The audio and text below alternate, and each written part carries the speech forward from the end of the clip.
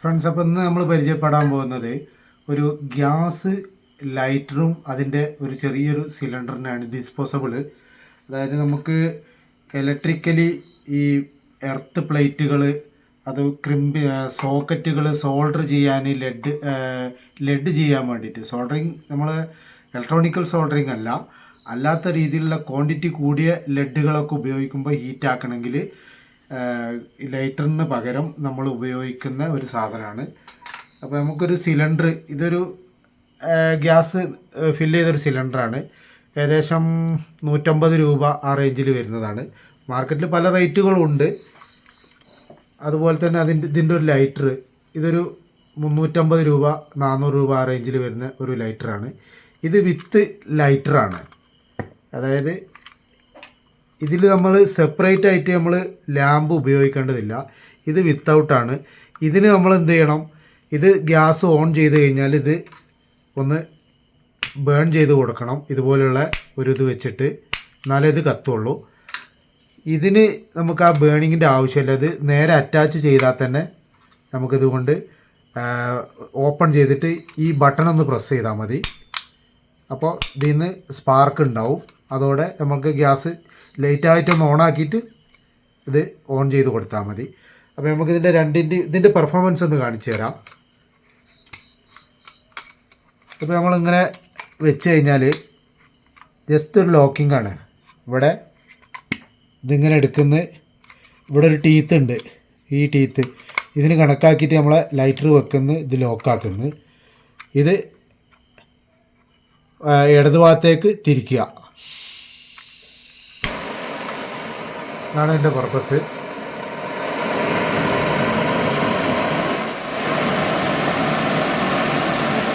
അപ്പോൾ നമുക്ക് നോർമലി ചെറിയ ഹീറ്റാണ് വേണ്ടി വെച്ചാൽ ചെറുതാക്കി നമുക്ക് പൈപ്പൊക്കെ HD പൈപ്പുകൾ, അതുമാതിരിയുള്ള പൈപ്പുകളൊക്കെ ചൂടാക്കുമ്പോൾ നമുക്ക് ഒരു ചെറിയ ലൈറ്റ് ഇതിൽ കൊടുത്താൽ മതി.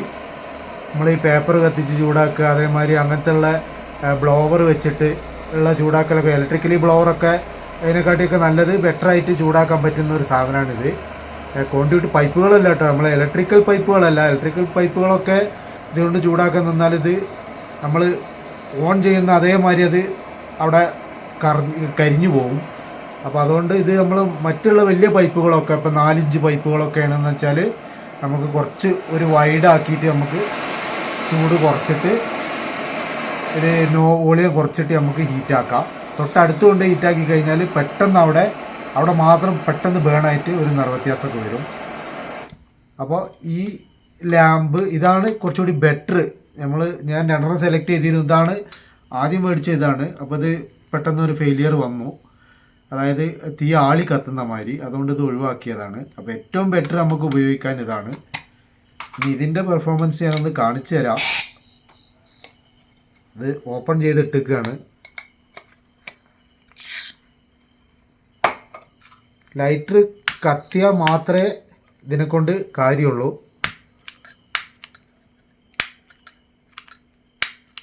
ഇങ്ങനത്തെ പ്രശ്നങ്ങളൊക്കെ ഉണ്ടാവും. ലൈറ്ററുകളൊക്കെ മര്യാദയ്ക്ക് കത്തിയിട്ടില്ലെങ്കിൽ നമുക്ക് ഈ ലൈറ്ററും കൊണ്ട് ഭയങ്കര ബുദ്ധിമുട്ട് തന്നെ ആയിരിക്കും.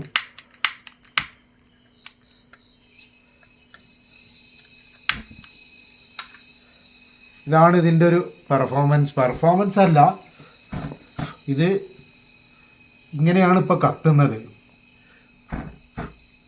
അപ്പോൾ എത്ര നീട്ടി കൊടുത്താലും ഇതാണ് അവസ്ഥ. അപ്പോൾ ഇങ്ങനെ ഇത് ഫെയിലിയർ ആയതുകൊണ്ടാണ് നമ്മൾ സാധനം മാറ്റി പിടിച്ചത്. അപ്പോൾ എന്തുകൊണ്ടും നമുക്ക് ഗുണമുള്ള സാധനം ഇതാണ്. തുച്ഛമായ പൈസയേ ഉള്ളൂ. നമുക്ക് ഈ ഇലക്ട്രിക്കൽ ഫീൽഡിലും പ്ലംബിംഗ് ഫീൽഡിലൊക്കെ, പ്രത്യേകിച്ച് എർത്തിങ്ങിൻ്റെ സെക്ഷനിലൊക്കെ വർക്ക് ചെയ്യുന്നവർക്ക് ഒരു നല്ലൊരു ഉപകാരമുള്ളൊരു സാധനമാണ് ഈ ഗ്യാസ് ലൈറ്ററും ഈ സിലിണ്ടറും.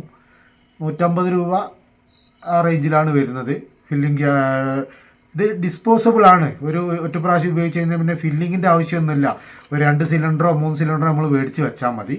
പക്ഷേ ലൈറ്റർ നമുക്ക് ഒറ്റ ലൈറ്റർ തന്നെ മതി. ഇത് ഏകദേശം ലൈഫ് ലോങ് ആണെന്നാണ് തോന്നുന്നത്. നമ്മൾ അത്യാവശ്യം നല്ല റേഞ്ചിൽ ഉപയോഗിക്കുന്നുണ്ട്. അപ്പോൾ ആവശ്യക്കാർക്ക് ഇത് നമ്മളെ ഇലക്ട്രോണിക്സ് ടൂൾസ് വിൽക്കുന്ന എല്ലാ ഷോപ്പുകളിലും ഇത് അവൈലബിൾ ആണ്, ഈ ഗ്യാസ് ലൈറ്ററും ഈ സിലിണ്ടറും.